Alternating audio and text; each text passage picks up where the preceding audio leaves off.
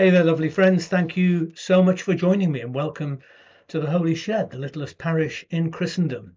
And oh my goodness, what a week it has been, a sad and historic week in which we have said goodbye, or I think for me, still struggling to come to terms with the idea of saying goodbye to the Queen, who, whatever you think about her, has been such a massive part of the furniture of our lives for all of our lives in most instances. And also when we've heard, I don't, in my conscious memory, never remember hearing God Save the King being sung. And all of this is going on and will be going on for the next 10 days or so, I guess. But you know what? I'm not going to say a lot more about all of that here in the shed. I made my little tribute to the Queen on Facebook, which I felt moved to do, and I think really I'm just going to leave it there for now, because I don't think that you've come to the Holy Shed to find more of what you can find oodles and oodles and oodles of all over the media. One thing that I would like to mention is that today is the anniversary of 9/11, which probably goes by fairly much unnoticed with everything else that's going on. It's an event actually that, as far as I can tell, pretty much broke the Queen's heart, really. She abandoned history and tradition uh, so that the American national anthem could be played at the changing of the guard on the 13th of September 2001. I mean, what a massive thing that was to do. But you know, there's so much pain in the world right now, isn't there? So much pain from past events like 9/11 and its consequences. So we're going to just begin by taking a brief moment to light a candle and pause to think about, pray about whatever it is that is on your mind or heart right now. So join me, would you, for a moment.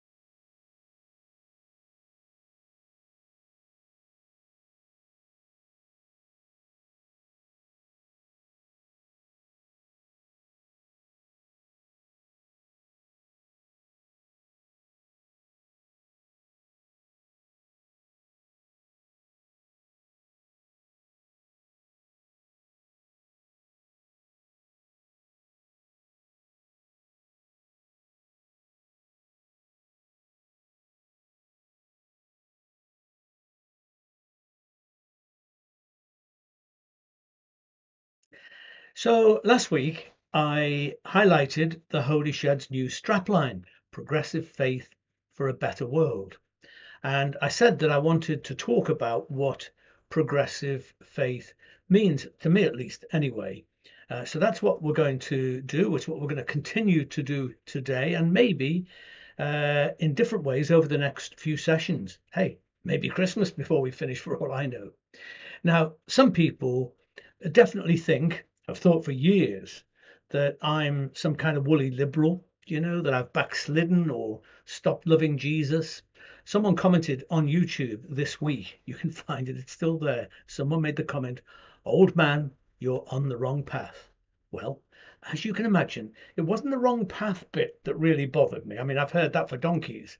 It was the old man part. Old man. That's how to really get my goat. Anyway, although my wife says, "Hey, chill out, Dave. You are an old man." But anyway, I replied to that person that the only path Jesus said demonstrated that we are his followers is the path of love. So that's what I'll try to stick with, though it certainly ain't always easy, and especially if you call me old man. But that, I think, is such a central thing that, somehow or other gets lost amid all the other things that are supposed to be required of us in order to be disciples of Jesus. But here's the thing, For me, progressive faith isn't about going all woolly or playing fast and loose with the truth, or whatever other things people may accuse people like me of. Progressive faith for me is how I try to stay faithful to the gospel in the world I live in, how I remain faithful to Jesus and what he taught.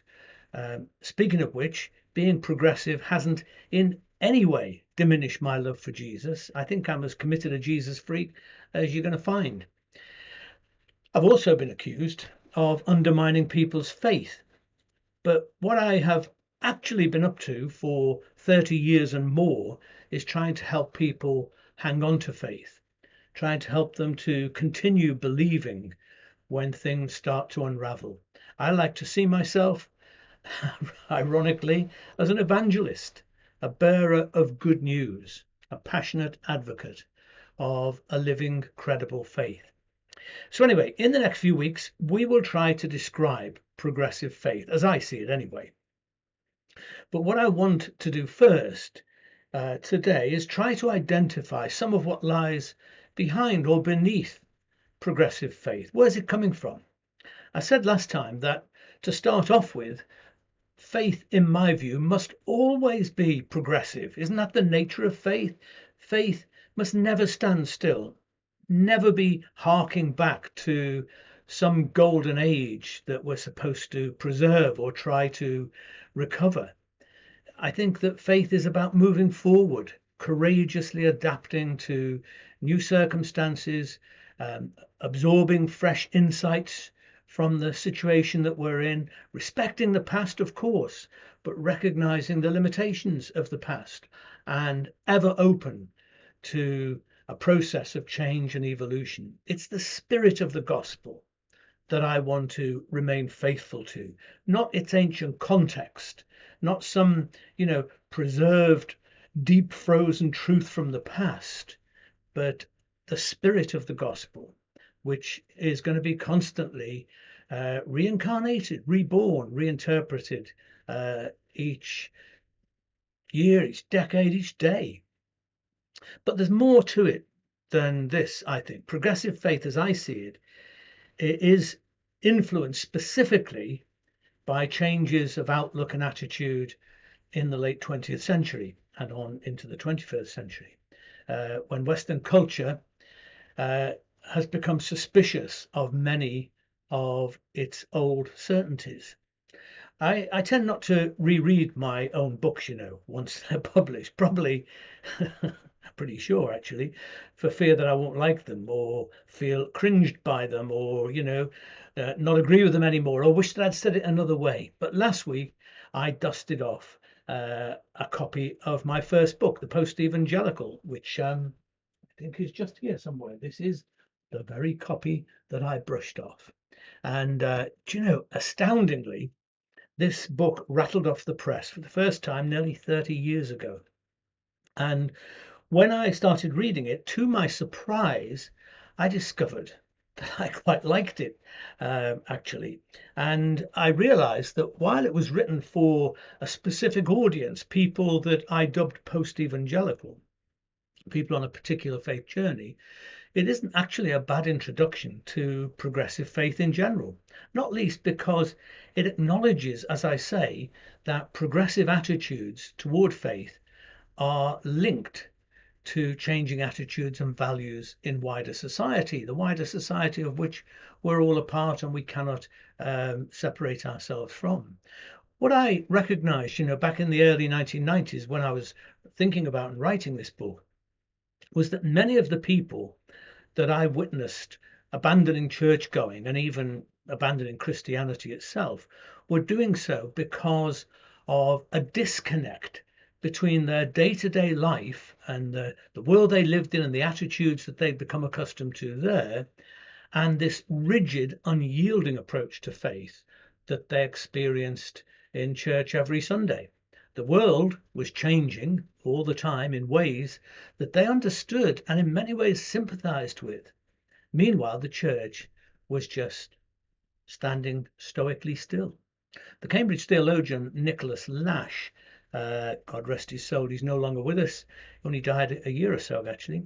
But he put his finger on it, I think, when he said that the confusion and uncertainty which many people experience today is perhaps less obviously an expression of a crisis of faith than a crisis of culture.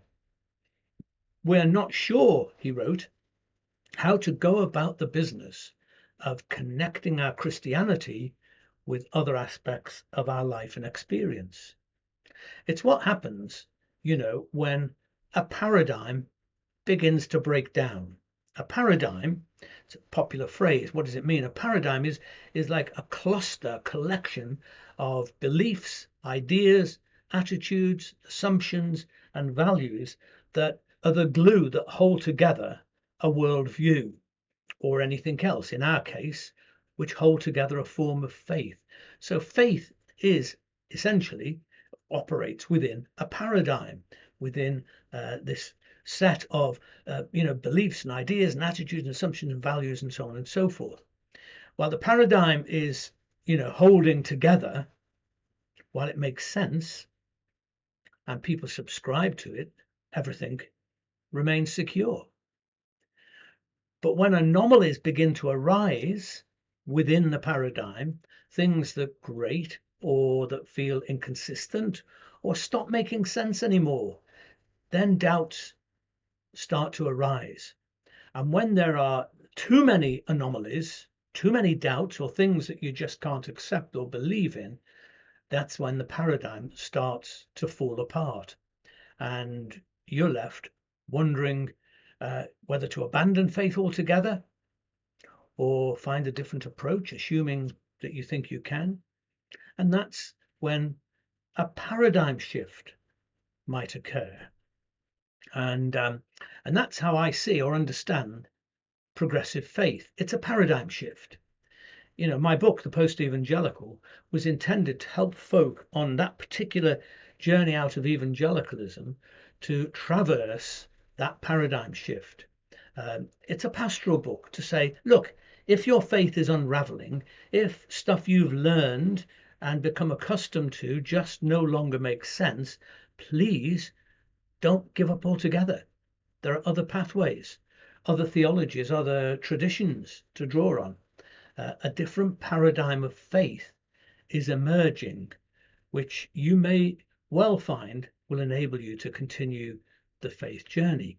That's what I wrote that book for, and it's really what I've written most things for ever since. So that's what we're talking about, guys. Progressive faith is a different paradigm based on different assumptions, maybe different values and priorities, which have different conclusions. So they're just two different things, and it's no wonder that we find there's problems in trying to kind of cause the two to interact with each other. Take the whole business of epistemology. Take what, I hear you say? Epistemology. Epistemology is the theory of knowledge, how we know what we know.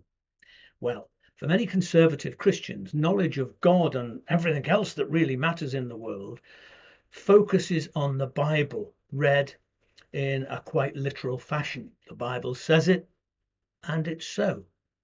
Progressive faith, my progressive faith at least, in no way rejects the Bible. The Bible remains a central feature of the Christian faith for me. I study it all the time. I love wrestling with it, and I preach from it very regularly still. But I recognize that it's an ancient text that is problematic to read in today's world. It needs to be read with a questioning mind. A receptive mind, yes. An open mind, yes. But also a critical mind, because it requires interpreting. And you know what? Every single reading of the Bible is an interpretation. I know that, many conservative Christians will deny that out of hand and say, no, I just read the Bible. I just believe it. You have all your interpretations. No, no, no, no. Every reading is an interpretation, even a conservative reading, because no one can read the Bible without bringing to it certain presuppositions, certain assumptions, maybe even prejudices. A conservative approach to faith tends to insist that truth is only truth when it's literal fact. Ironically, actually, that's exactly what most atheists say too. They say that truth can only be truth if it's literal fact. But sadly, this insistence is precisely why so many people have walked away from the church or from faith itself, because living and thinking honestly in the 21st century, they just can't accept a literal version of Christianity. There are just too many anomalies in that paradigm, too many things that just don't add up in today's world. The paradigm is a goner. And, after being told by a Christian at work that the Bible condemns same sex relationships as unnatural and as an abomination, a dear lesbian friend of ours told me, Dave, how can I have anything to do with a religion that says that my marriage is an abomination? She said, we've lived together, we've loved each other as much as anybody, as much as any couple can for 19 years. We've brought up two gorgeous kids. What sort of screwed up buck says that that is unnatural? That's what she said. The postmodern paradigm that influenced the emergence of progressive faith has got a much more open, playful, poetic understanding of truth. I mean, we've thought about this before in the Holy Shed when I contrasted what I called day language with night language. Now, you see, day language is not playful. It's important. It's important in all of our lives. It's the natural language of science and history and an awful lot of everyday dealings, where bald fact and literal information are precisely what are needed. But this is not the only sort of truth in the world.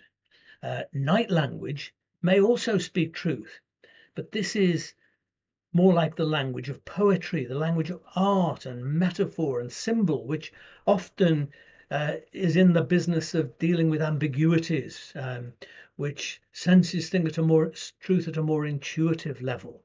But it is also truth telling. I have got shelves over here of poetry books. I've got novels. I've got all kinds of things, which I think may not have an enormous amount of daytime language in them. That's not what they're about, but they're packed with truth, because truth isn't just about facts. The Bible, in fact, is packed with night language, which was never intended to be read literally. And I think actually in ancient times, people understood that much better, perhaps, than lots of us understand it today.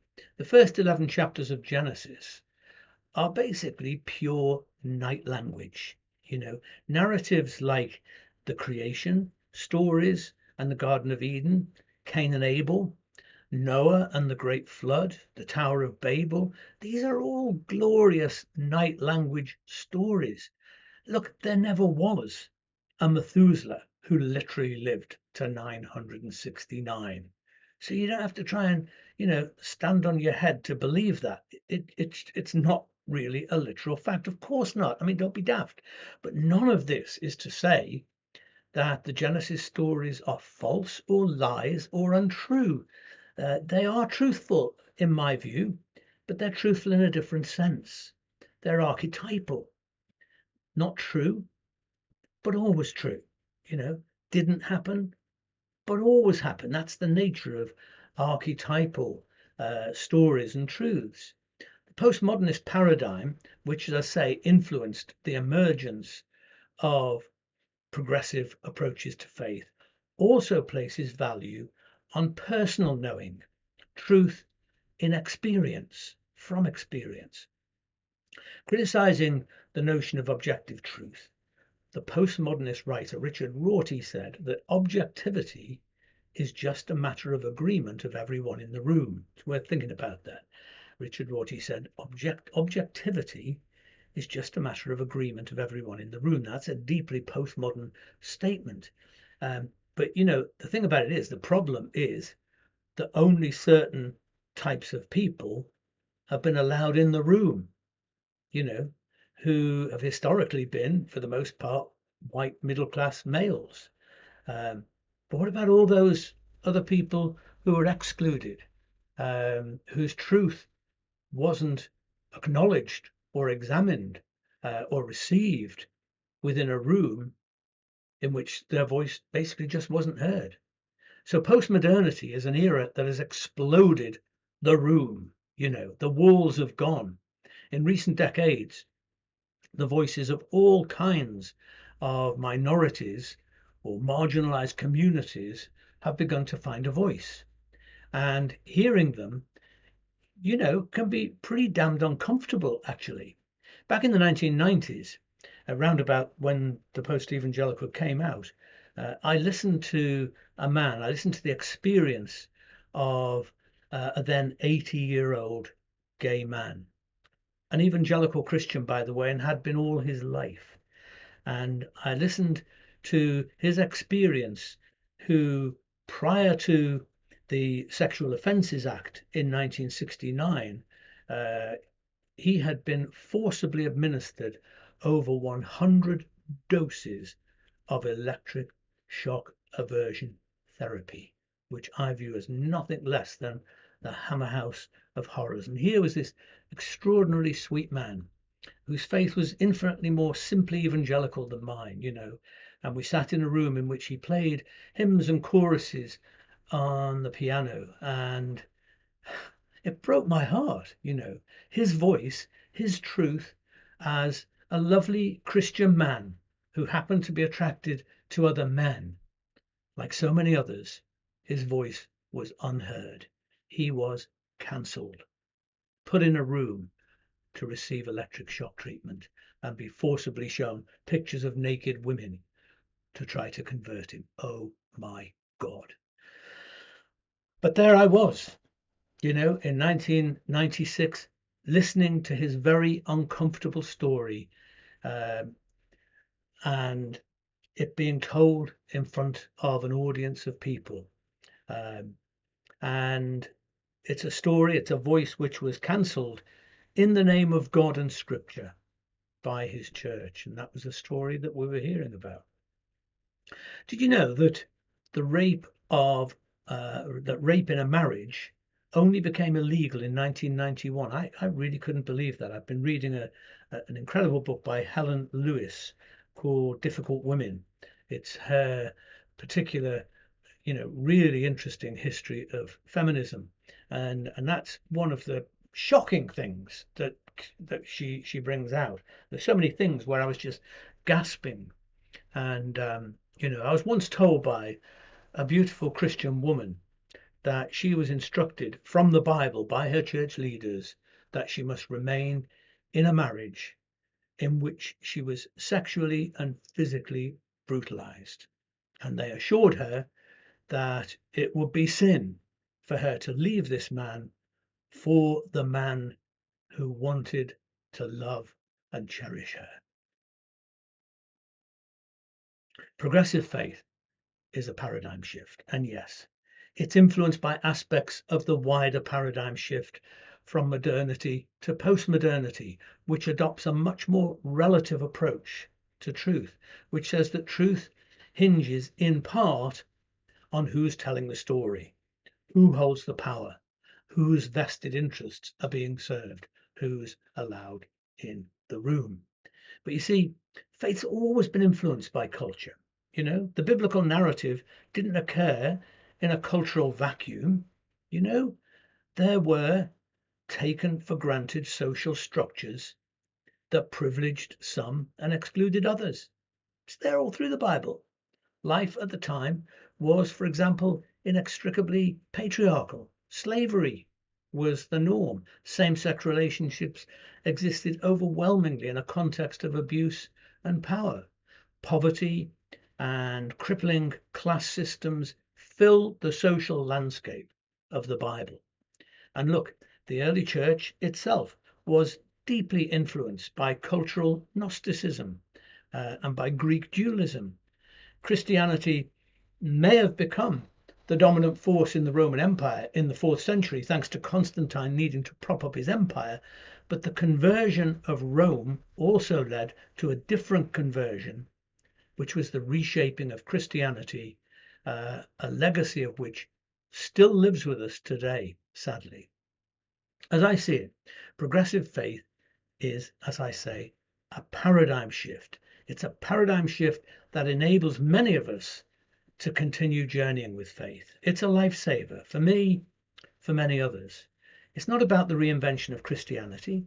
It's the recognition that tradition is not a fixed entity to be passed down unchanged from generation to generation. Tradition is a living, breathing, evolving community engaged in a vibrant, courageous, imaginative conversation, a conversation within itself, but also a conversation with the wider culture, where I may say God's creative spirit is present and active also. And I sometimes, honestly, guys, think more active and present out there in the wider culture than within the church.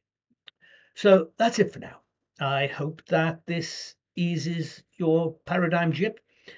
And next week we'll continue. And from here on, I want us to think in more specific ways about the nature of progressive faith. What does it look like in practice? And what are some of the kind of argues and issues that surround it? Meantime, I'd like to leave you with an email that I received from a dear friend, actually my oldest friend that I'm still in touch with, John, who wrote to me this week. He said, thank you for the latest Holy Shed. He said, last Wednesday, a conservative friend of 40 years asked me to share thoughts on my progressive journey. And at the end, told me that I was going to burn in hell forever. This was the first, he says. And the reason for this is I had made the wrong choice in not taking the Bible as the inerrant word of God and not taking Genesis 1-5 literally. Other things, he said, came out in the conversation that were very hurtful, and I'm wondering if any other Shedsters have experienced this, and if so, what are your comments would be. So it's just amazing, isn't it, that these conversations still go on in this day and age, but there it is. And what that is all about in that little email is a clash of paradigms. And so John's asking the question, is that something, the sort of thing that you've experienced? He'd like to know whether he's all on his own. So do get in touch with me, message me in the usual ways, and tell me of any experiences that you've had, and then I will come back and respond to John's question of, what my comments would be on that kind of thing. Okay, so let us have a prayer.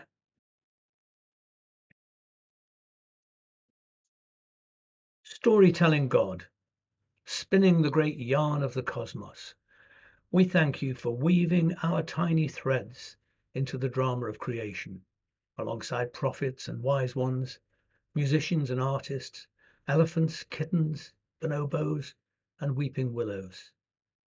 Thank you for mysteries in life that none can decipher, for a never-ending adventure of reading between lines, of wondering what would have happened if. Today, we celebrate the gift of imagination, the addiction to curiosity, the urge to ask why, the sense of disquiet or outrage when plot lines grate, when justice is muscled out by those who willfully insist on writing other people's lines. We raise a glass to holy indignation, to freedom of speech, the inspiration to dream and hope and devise better stories for ourselves and our world, to life, l'chaim. Well, that's not a bad invitation, is it really? I'll tell you what, I'll go back to this picture for now. Uh, that's not a bad invitation. So if you want, you can join me in a drink and a toast.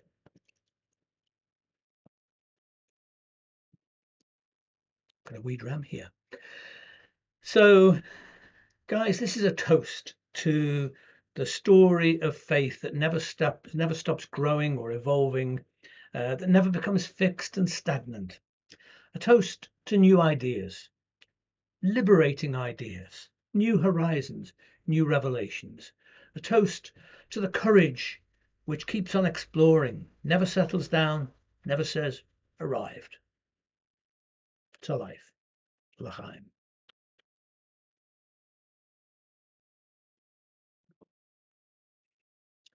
Marveloso. Okay, so we'll have it up now. If you like the Holy Shed, you like what I'm doing here, you can support us. You can buy us a coffee by going to this coffee website. The link's on the screen there. I think that drink's having an effect on me already. The link is also always at the top of the posts on the Holy Shed Facebook page, and I think it's usually on the YouTube page as well. So, dear lovely friends, thank you for being part of all of this. Thank you for supporting us by buying us coffees and in the many other ways that you do that too. It is really appreciated. Okay, so just to tell you that this week on Thursday, I am leading a soul space, Zoomed soul space, courtesy of our friends in Croydon. And the theme this Thursday is collage, building a life. It's a wonderful hour or so, just under, of, music videos, stories of people online, poetry, incredibly wise thoughts from me. Only joking. And I'd love you to join us. And if you don't want to appear on screen on the Zoom, you don't have to do that. You can just have your blank picture up or whatever. It'd be great to have you. 7:00 on Thursday. I will post the link. I'm sure Peter will post one too, Peter from Croydon. And it would be great to have you join us. Fantastic. So here is a blessing. God, help me to be charitable toward those who hold different views to me, seeking a common humanity. God, help me to be true to my convictions, regardless of their popularity or disapproval, yet always open to change my mind. God, help me to learn that being kind and loving is the highest expression of faith in any tradition, that actions always speak louder than words. Amen. And there we are. I'm going to finish in a moment with a short video which I played at Soul Space, the Soul Space I did with St. Ethelburgers last week. It's called Worlds Apart. It's actually a commercial. It's an advert, TV advert for Heineken. You may have seen it back in the day. It's absolutely wonderful. It's a Heineken beer, but it's actually a genuine experiment, social experiment that's going on. And the important thing to just take note of is that when you hear people saying things, describing things about themselves at the beginning of the video, all the other people involved do not hear those things. So it is, as I understand, it's a genuine experiment with a wonderful outcome. And I think it'll make you smile. It may even bring a tear to your eye. So enjoy that. And I'll see you next week. Have a great week. We're going to have an awful lot more about the Queen's funeral and all that stuff this week. And I encourage you to, take the sort of moderate doses of all that the media brings to us and, live your life. Be kind to yourself, be kind to people around about you, stay human. And I'll see you very soon. Bye-bye. I would describe my political views as the new right. I say that I'm left.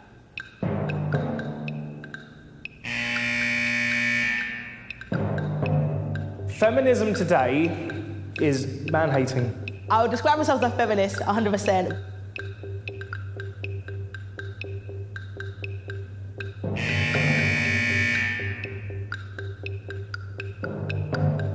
I don't believe that climate change exists. We're not taking enough action on climate change. I think it's about time these people got off their high horse and started looking for credible problems that actually exist. It's absolutely critical that trans people have their own voice. That's not right. You can't, you know, you're a man, be a man, or you're a female, be a female. Women do need to remember that we need you to have our children. Could I be friends with someone that says a woman's place is in the home? Right, OK, well, I'm an expert at flat packs. If you have any trouble, just watch me. So it looks like I've got your instructions here. I think so. Let me help you. It's just that bit there.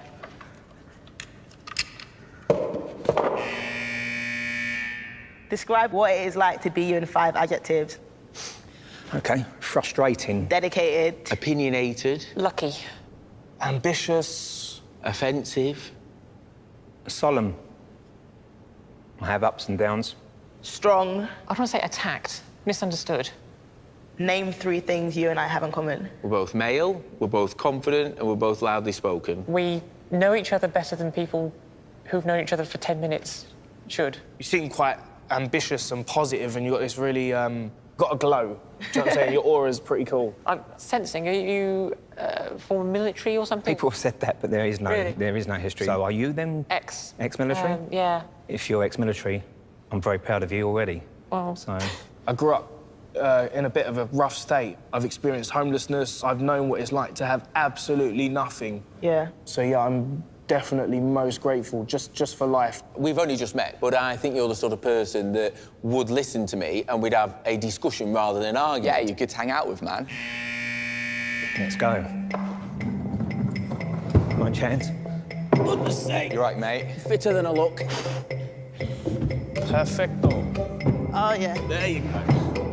So basically, I think we just built a bar. Yeah. Okay.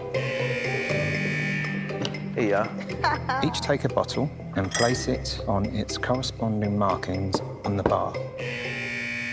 Attention, please now stand to watch a short film. Feminism today is definitely an excuse for misandry, man-hating. If somebody said to me that climate change is destroying the world, then I'd say that is total piffle. So transgender, it is very odd. We're not set up to understand or see things like that. I am a daughter, a wife. I am transgender. I feel like the battle for feminism definitely isn't done. The fight is never going to be over, if I'm honest with you. You now have a choice. You may go, or you can stay and discuss your differences over a beer.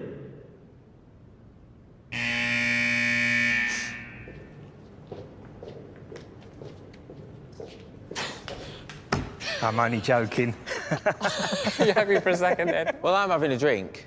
I'm having a drink. Yeah. I want to discuss. Beer. Yeah, beer and discuss.